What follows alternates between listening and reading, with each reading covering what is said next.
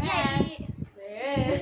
Oke, jadi di materi pertama itu ada pemilihan.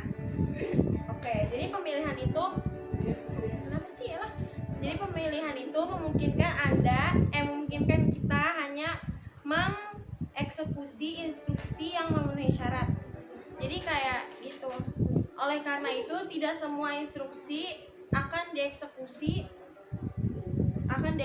Untuk permasalahan sederhana mungkin tidak memerlukan pemilihan. Namun jika permasalahan sudah cukup kompleks, kayak udah rumit gitu, maka itu memerlukan pemilihan. Terus ada beberapa hal umum mengenai pemilihan. Pada materi sekarang ini kita nggak akan menggunakan pseudokode, melainkan kita akan menggunakan bahasa C untuk menuliskan algoritma yang akan dibuat. Nah, oke. Jadi kita bakal menggunakan bahasa C. Oke, jadi yang pertama itu ada A, pemilihan dengan satu kondisi. Jadi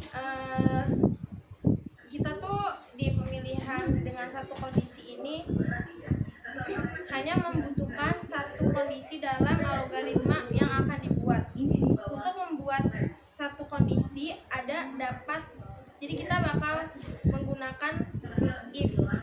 Oke. Terus habis itu yang kedua itu B, ada pemilihan dengan dua kondisi. Sementara itu kita dapat menggunakan dua kondisi pada algoritma yang akan dibuat. Untuk dua kondisi dapat menggunakan if else. Else merupakan kondisi yang akan dilalui jika kondisi if bernilai salah atau false. Ya gitu intinya.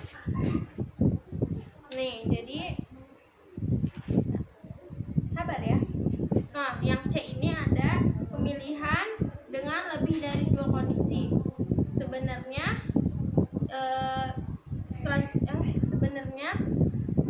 kita sudah menggunakan kondisi ini pada bab awal untuk pengubahan nilai akhir menjadi grade. Ya, kalian kalau mau lihat nilai akhir dan grade ini buka aja di halaman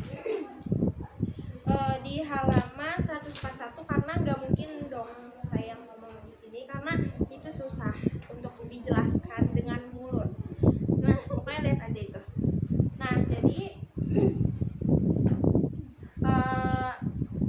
pokoknya kalian sekarang buka halaman 144.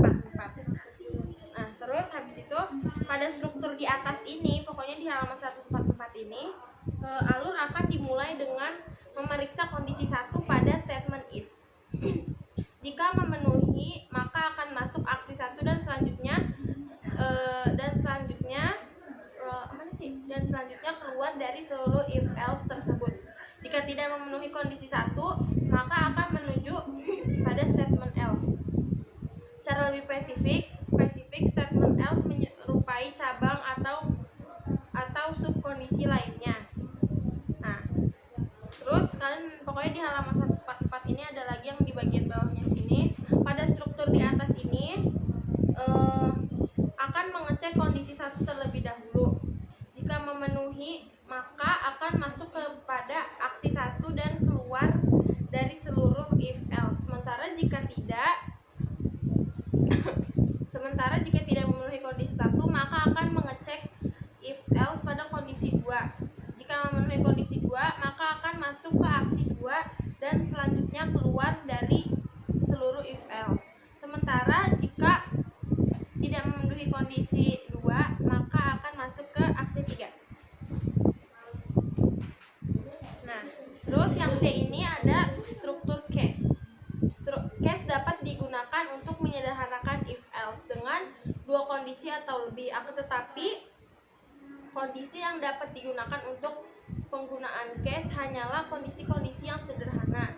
Kondisi yang cukup kompleks dengan menggunakan AND, OR ataupun SOR, XOR tidak bisa ditangani oleh case. Nah, dah. Terus buka halaman 146 itu di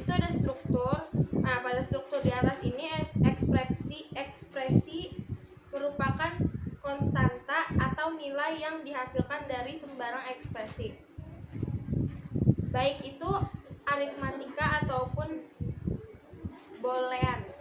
Boolean, nggak tahu bacanya apa.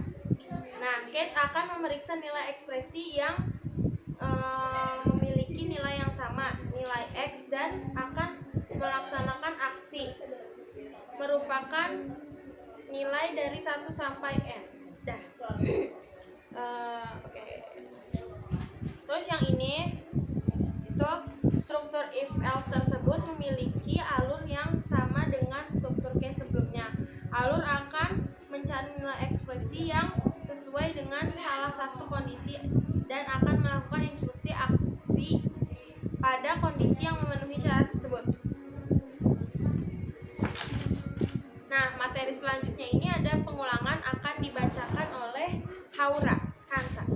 Nah, jadi dalam pemrograman itu ada bagian pengulangan. Pengulangan itu adalah salah satu kelebihan komputer yang dapat mengulangi beberapa instruksi yang sama sampai kondisi yang ditetapkan. Itu disebut pengulangan. Nah, dalam pengulangan juga ada strukturnya, yaitu yang pertama inisialisasi, terus awal pengulangan, badan pengulangan, akhir pengulangan, sama aksi setelah pengulangan. Inisialisasi biasanya itu dilakukan untuk memberi nilai atau kondisi awal sebelum melakukan pengulangan. Nah, kalau terminisasi itu dilakukan setelah melakukan pengulangan. Nah, kaitan ini inisialisasi dan terminisasi itu dilakukan jika memang diperlukan saja, karena kadang itu nggak harus untuk melakukan inisialisasi dan aksi setelah pengulangan. Nah, pada tahap awal pengulangan, untuk melakukan pengulangan harus memenuhi kondisi yang didefinisikan terlebih dahulu. Kemudian, jika kondisi terpenuhi, akan masuk pada badan pengulangan yang merupakan instruksi yang akan terus diulang pada pengulangan. Nah, pengulangan itu ada 3 jenis, yaitu yang pertama ada for, yang kedua ada do while, yang ketiga ada while. Kalau pengulangan for itu, Anda harus mendefinisikan secara spesifik inisialisasi awal dan kapan pengulangan akan dihentikan sebelum dieksekusi. Nah, for itu dia ada 2 bagian. Yang pertama ada for menaik, sama yang kedua ada for menurun. For menaik itu yaitu apabila variabel pencacah akan terus bertambah setiap iterasi pengulangan dilakukan. Kalau for menurun, variabel pencacah akan terus berkurang setiap iterasi pengulangan dilakukan. Baik, bedanya kalau yang menaik-naik, menurun-menurun. Terus ada pengulangan while. While merupakan pengulangan kondisional, yang artinya pengulangan dapat dilakukan dengan syarat atau kondisi tertentu tanpa harus mendefinisikan secara spesifik berapa jumlah pengulangan yang akan dilakukan. Nah, terus perlu diperhatikan pada pengulangan while, algoritma akan memeriksa terlebih dahulu sebelum melakukan aksi. Dengan demikian, bisa saja aksi tidak dieksekusi sama sekali jika saat awal pengulangan kondisi sudah tidak terpenuhi. Nah, itu tuh harus diperhatikan, guys. Terus yang ketiga ada pengulangan do while. Do while itu mirip sama while karena ini merupakan pengulangan kondisional yang tanpa perlu mendefinisikan secara spesifik. Perbedaannya itu adalah while itu saat pertama kali aksi akan dilakukan terlebih dahulu, kemudian dilakukan pengecekan. Artinya memungkinkan bagian badan utama yang mengandung aksi akan dieksekusi minimal sekali.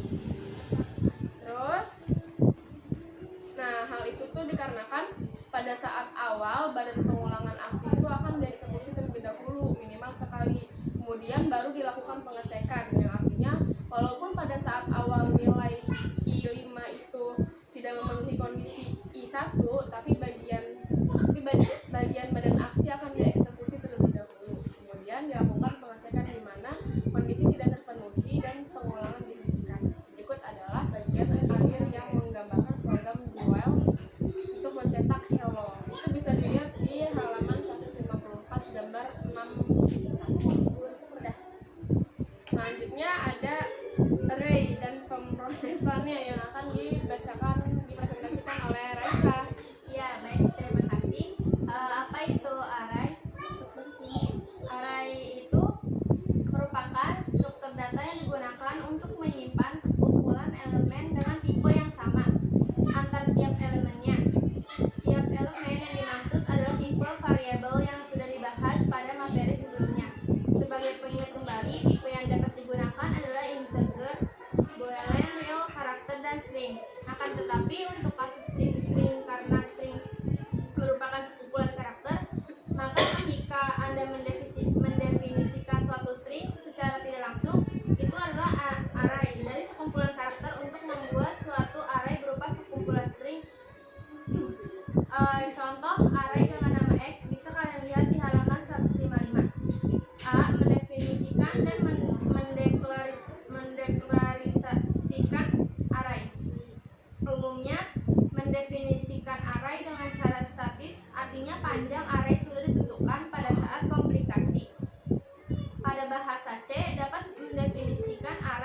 dinamis dengan menggunakan alokasi memori pada saat runtime.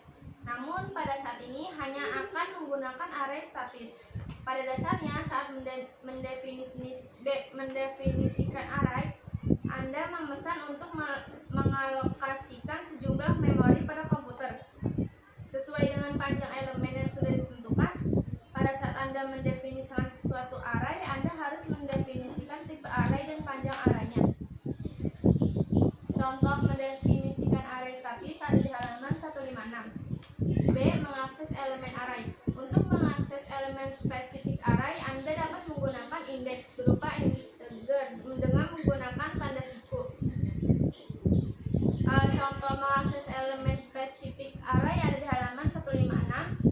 C. Memproses array. Elemen array disimpan secara berurutan pada memori sehingga Anda bisa mengaksesnya secara berturut-turut berdasarkan indeksnya. Karena elemen array merupakan elemen yang berurutan dan dapat diacu dengan indeksnya, Anda dapat mengakses tiap elemen menggunakan pengulangan yang melakukan iterasi pada indeks array.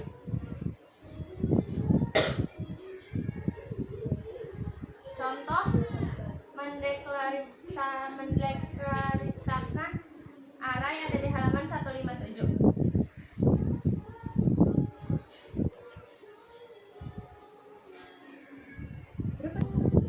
Selanjutnya itu bagian D. Membuat program dengan bahasa C. Jadi nomor 1 itu ada mengubah nomor bulan menjadi nama bulan. Lalu yang nomor 2, nomor 1 itu lebih lengkapnya ada di halaman 158 ya. Kalian bisa lihat di situ. Lalu yang nomor 2 itu membuat kalkulator sederhana dengan switch case. Itu ada di halaman 159. Lalu yang nomor 3 itu adalah menghitung gaji berdasarkan lama kerja dan golongan. Nah, itu juga ada lebih lengkapnya di halaman 162.